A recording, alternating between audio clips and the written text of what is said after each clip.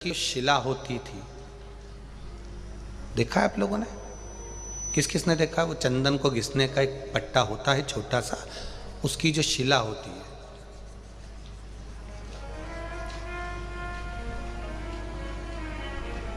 चंदन घिसने की जो शिला पट होता है, अगर वो शिला नहीं भी हो तो एक छोटा सा पत्थर, छोटा सा पत्थर।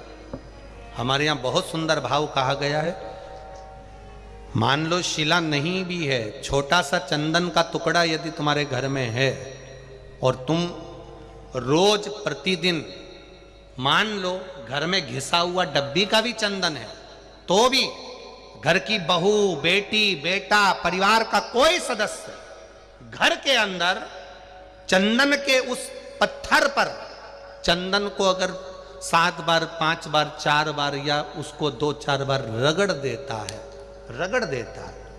तो उसके घर में कभी कर्जे का क्रम नहीं होता, कर्जा नहीं बढ़ता, कर्जे से वो निवृत्त होता है।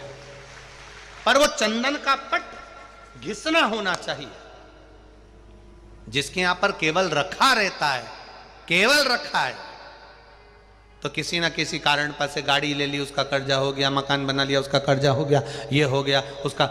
उस चंदन के पट पर पानी डलना जरूरी है, भले 2 बूंद डले और एक बार ही उसमें रगड़ा लगे, तो वो कर्जे को मुक्त करता, वो कर्जे को समाप्त करता। और उस पे लगा हुआ चंदन का थोड़ा सा भाग घर में अगर शिवालय हो, घर में शंकर जी का शिवलिंग हो, उस पे लगा दो। और अगर नहीं हो तो उसी चंदन को जब आप किसी कलश में जल लेकर जाओ, उसी कलश पर लगाकर चंदन को लेकर जाओ और शिव जी को समर्पित कर कर आओ। चंदन लगने से ही कर्जे की मुक्ति होती है, कर्जा समाप्त होता है।